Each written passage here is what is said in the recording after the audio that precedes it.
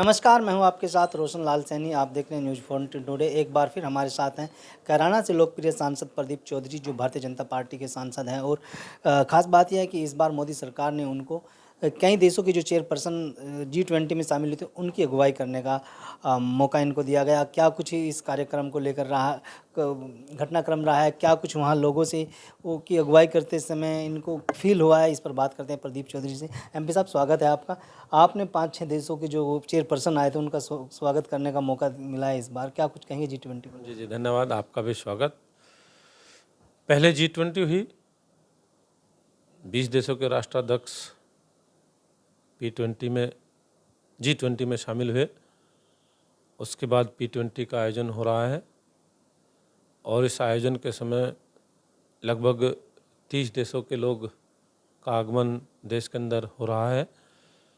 हम लोगों की भी ड्यूटी सरकार ने लगाने का काम किया था और उसी में हम लोगों को 5 देशों को रिसीव करने का अवसर मिला है और उनको रिसीव किया, उनका स्वागत किया।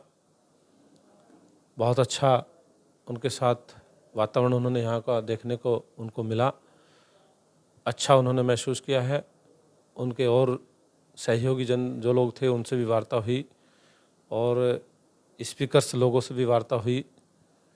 उन्होंने देश भारत में आकर के मोदी जी का नाम सुन कर के, जिस प्रकार का मोदी जी का नाम हमारे पूरे विश्व में एक उभरती ताकत के रूप में जाना जा रहा है, उनके प्रति भी उन्होंने सम्मानजनक शब्दों का इस्तेमाल किया है और भारत में आकर के बड़ी प्रसन्नता जाहिर उन लोगों ने की है।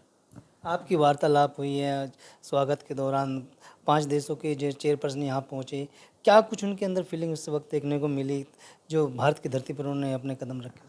उन्होंने यही किया है कि G20 के माध्यम से भी और अब P20 के माध्यम से भी देश का के लिए जो रोड मैप तैयार करने का काम किया जा रहा है।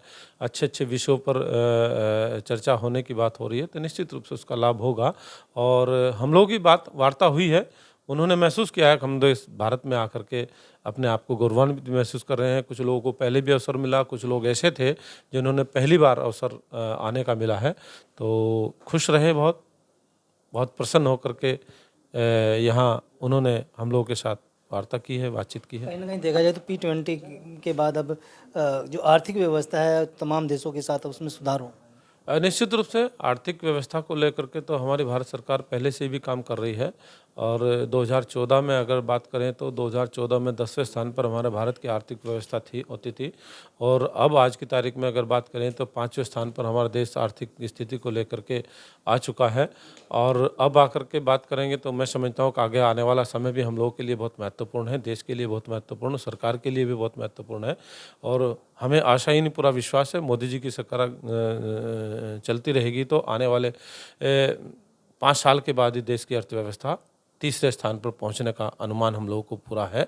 पूरा भरोसा है अपने मोदी जी की सरकार के ऊपर। निश्चित रूप से वो स्थान हम लोग प्राप्त करने का काम करेंगे और कुछ सालों के बाद हम लोग प्रथम स्थान पर भी पहुंचने का प्रयास करेंगे। अंतर्राष्ट्रीय मुद्दे पर बात चल रही है, तो कहीं एक अगर ऐसे मौके पर अगर हम इजराइल और फिलिस्तीन में जो युद्ध चल रहा है उसकी बात ना हो तो कहीं ना कहीं ये इंटरव्यू भी अधूरा रहेगा। उसको किस तरह से देखते हैं, इजराइल और फिलिस्तीन के बीच जो अब महायुद्ध चल रहा है? वो युद्ध है और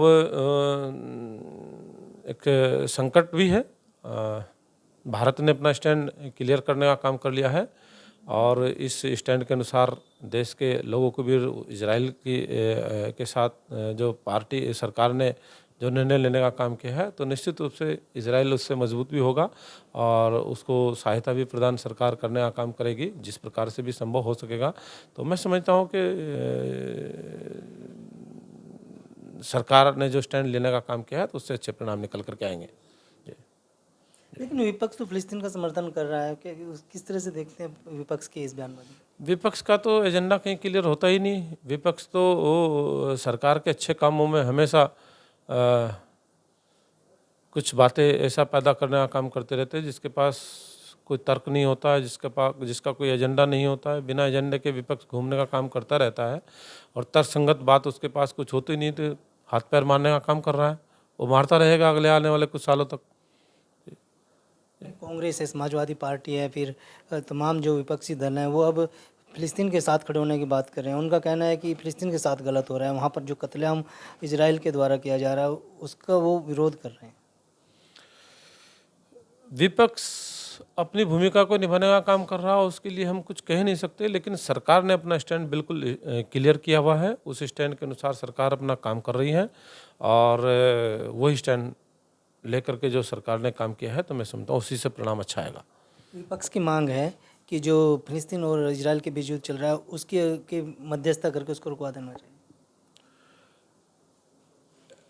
ये अंतर्राष्ट्रीय स्तर का मैटर है, इसमें मैं ज़्यादा कुछ नहीं कह सकता, लेकिन जहाँ तक मुझे जानकारी है उतना ही मैं आपको बता चुका हूँ।